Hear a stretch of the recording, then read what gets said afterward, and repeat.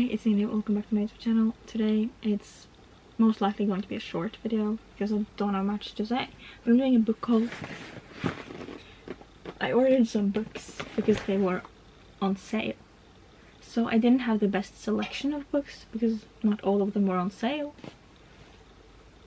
But I needed to buy some. And then I think I bought this January 29th. And then I put myself on a book buying ban that same day. So now I'm on a book buying ban at least until April 1st.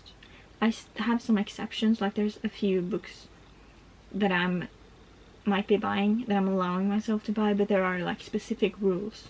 I can't just go into a bookstore and say I want this and then buy it. No. I need to wait. Read the ones I have. But right now I'm going to open this. And I'm trying to like show you while I'm doing it, but it's hard and I don't want to cut myself.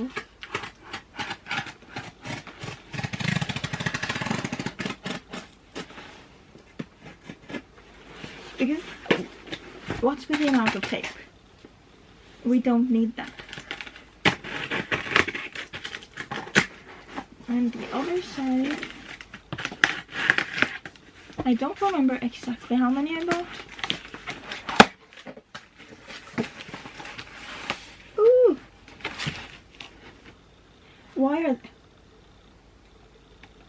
Why are they all so big? I was expecting small.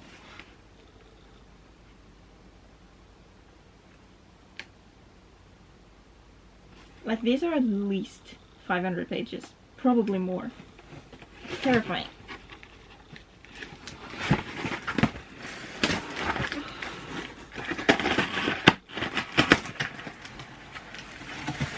Let's go.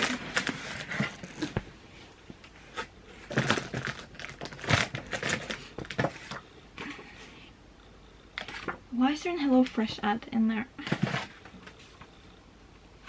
This is the list of everything I got. I'm not gonna look at that yet. I'm so excited.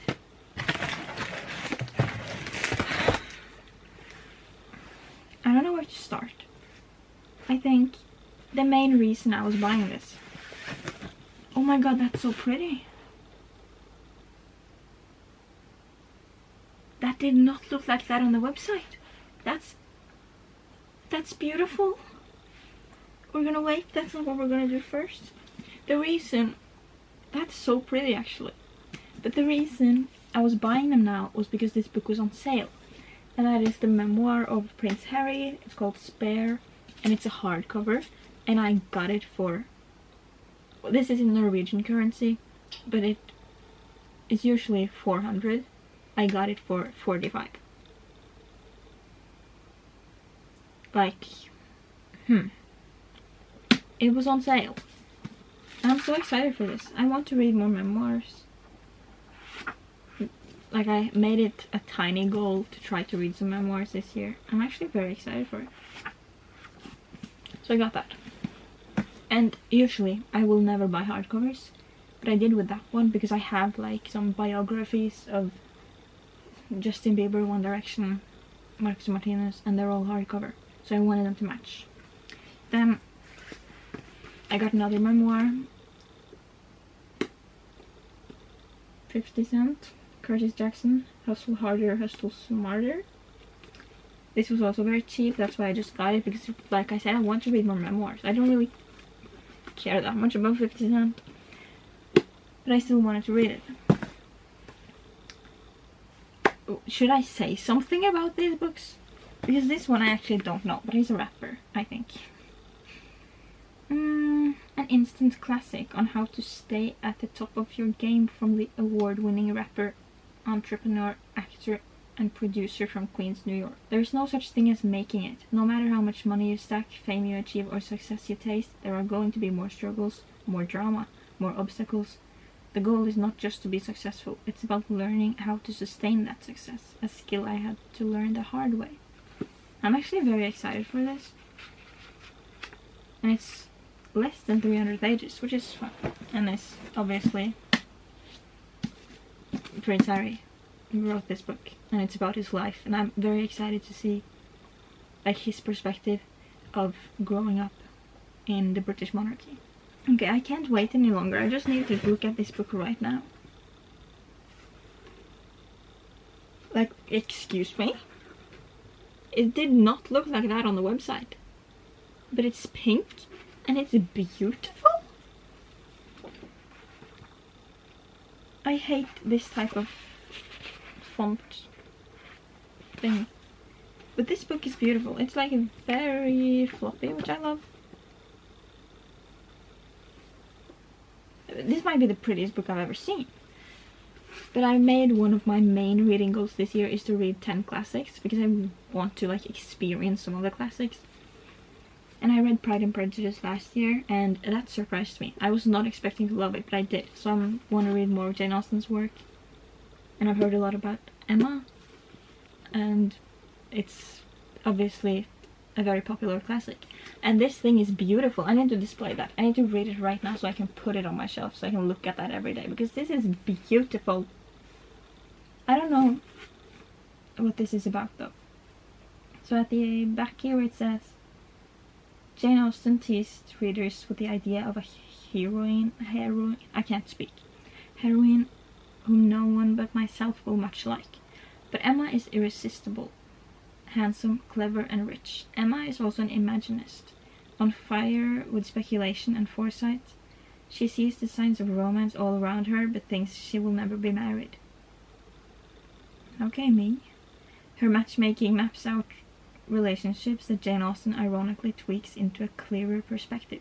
Judgment and imagination are matched in games the reader too can enjoy, and the end is a triumph of understanding. I'm so excited for this.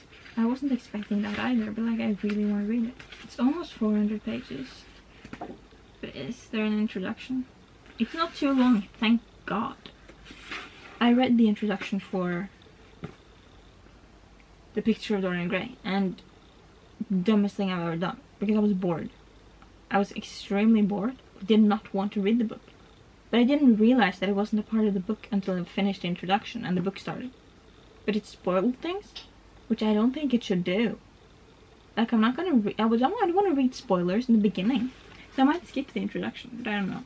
But this thing is beautiful. So on to the next. I have like a few different genres. I think I'm gonna stick with the classics for now. I got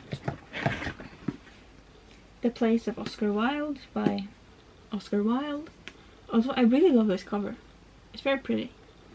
But I read, like I said, The Picture of Dorian Gray, and I actually really loved that one. It's a 5-star read. I was obsessed with it. So I want to read more of Oscar Wilde's work. I have heard that The Picture of Dorian Gray is like the only good thing he's done. But that I've also seen people love Oscar Wilde. So there's a bit of mixed opinions on him. But I really like The Picture of Dorian Gray, so I'm excited to read more. And this cover is beautiful. I like the green. I like the simplicity of it, but also being very pretty. So I'm assuming there's different plays in here. Yeah. Maybe there's... Here we go, not the intro. Oh, there's pictures. That's cute. There's 1, 2, 3, 4, 5, 6, 7, 8, 9 plays in here. And they're all pretty short. I'm very excited to read them. I read like a play script before I read The Cursed Child, so that type of writing was very new to me, but I ended up getting into it, loving it. So I'm excited to read more plays, and this is one that I really want to read. I actually want to display this one as well, because it's pretty. But it also has it on the side, I didn't see that. I love this. I got Henry V by William Shakespeare. I've wanted to read like Shakespeare's play for a really long time. I never really cared about Shakespeare growing up. I never really read anything, but I've obviously heard about Romeo and Juliet. But other than that, nothing. Until 11th grade, I think, we got to choose one historical figure to make a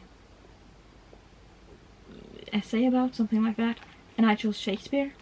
Mainly because I wanted to mention Tom Hiddleston, and I did do that. And I'm going to mention Tom Hiddleston again, because I decided to buy Henry V, because he plays Henry V in The Hollow Crown. That's the only reason. And it's short. And this is also a play, by the way, if that wasn't clear. I'm excited. It's like less than 200 pages. It's less than 150 pages, I think. 153. And then, to move along with the Shakespeare things, I bought Macbeth. In my reading journal, I made a page of classics that everyone should read, and this was on there. I don't know what this one's about. I didn't check what the other one was about either. Henry V. Henry V is the most famous and influential of Shakespeare's history plays. Its powerful patriotic rhetoric has resounded down the ages, gaining eloquent expression in Laurence Olivier renowned film. Henry himself, astute and charismatic, who led his band of brothers to victory in the Battle of... I don't know how to pronounce that. Could indeed seem to be the star of England. In recent decades, the play has attracted increasing critical attention and is now highly controversial. Kenneth Branagh's film production reflected the changing valuation. Does this play have a skeptical subtext which subverts its patriotism? The font on the back of this, unreadable. Is Henry's achievement bested by irony? Has current skepticism distorted a predominantly and proudly nationalistic drama? Henry V demonstrates Shakespeare's acclaimed ability to bring new complexity to the material that he adapted, so that different eras may find within his work the familiar and the strange, the whatever and the harsh, the sustaining and the challenging. I think we should just mention English is not my first language. Will I be able to read this? I'm starting to question that. Macbeth. I actually don't know what this is about. This is a different feel to it. This is like different. I don't know. But on the back of this it says, Shakespeare's Macbeth is one of the greatest tragic dramas the world has known. Macbeth himself, a brave warrior, is fatally impelled by supernatural forces, by his proud wife, and by his own whatever, I don't know how to say that word, ambition. As he embarks on his murderous course to gain and retain the crown of Scotland, we see the appalling emotional and psychological effects on both Lady Macbeth and himself.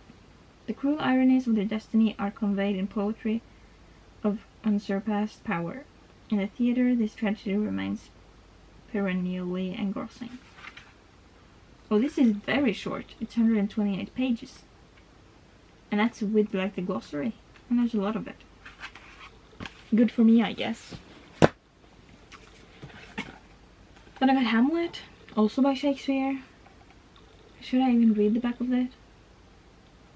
Hamlet is not only one of Shakespeare's greatest plays, but also the most fascinating...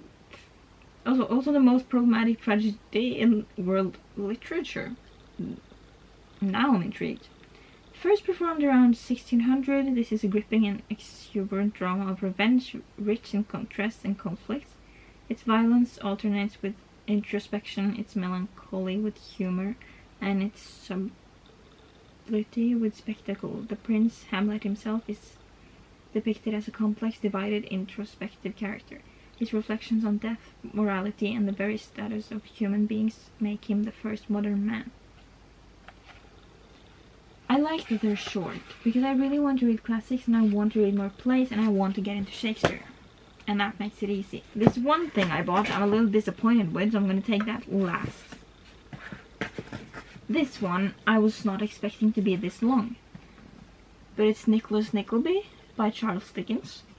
Again, the only reason I bought this is because Tom Hiddleston plays in a movie about Nickelby. The cover is ugly, like it's very, very ugly. And what is this? Why? I should have checked the page. 776 pages. Yeah? Okay. I don't know what this is about. And now I don't want to read it. I got the first Divergent book because they were taking it out of their store. So it was cheap. Anniversary edition, I didn't know that. But I have to go eat dinner, so I'll talk. What is this? I'll talk more about this when I get back. I'm back. The lighting is worse, but whatever. I was going to talk about Divergent. I don't know how much I said about it. And I wasn't really going to buy it, but because they were like getting rid of it, I wanted to get it because it was cheap, and I know that I want to read Divergence at some point because I feel like everyone's read Divergent and I haven't. I don't really know what it's about, but I think it's like a sci-fi thing. I might be very stupid. Beatrice Priory Society is divided into 5 factions. Candor, the honest. Abnegation, the selfless. Dauntless, the brave. Amity, the peaceful and erudite, the intelligent. Beatrice must choose between staying with her abnegation family and transferring factions. Her choice will shock her community and herself, but the newly christened Triss also has a secret. One she's determined to keep hidden, because in this world what makes you different makes you dangerous. That didn't really give me much, but it's huge. But the font is pretty big. I don't know if you can quite see, but it's big, so not that bad. Then I got Things I Wanted to Say But Never Did by Monica Murphy. This one's also huge. I don't really know much about it, but I know it's the first book in the Lancaster Prep series. And I wouldn't have bought it if I didn't own the second one. And maybe I don't need to read them in order, but that messes with my brain. I will be reading the first book first. But honestly, I don't want to read either of them, and especially not when this book is this big. Because what's the reason for a romance to be more than 600 pages? Nothing. Don't know what it's about. I don't care. Then this one disappointed me a bit. Because on the website, it looked more like a book. And that is Spiderman The Lost Hunt. And like, I knew it was a comic, like I was expecting that. But this looks more like a magazine than a book. And the picture made it look like a book. So now I'm a bit disappointed, because now I just bought a magazine. And I was expecting it to be thicker than this. But anyways, it's a Spider-Man comic. I'm excited.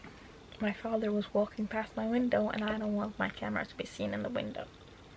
So we're just gonna end the video like this.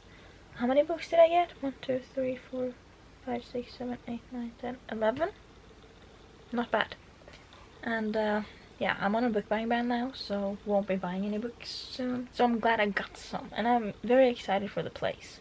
And that edition of Emma, gorgeous.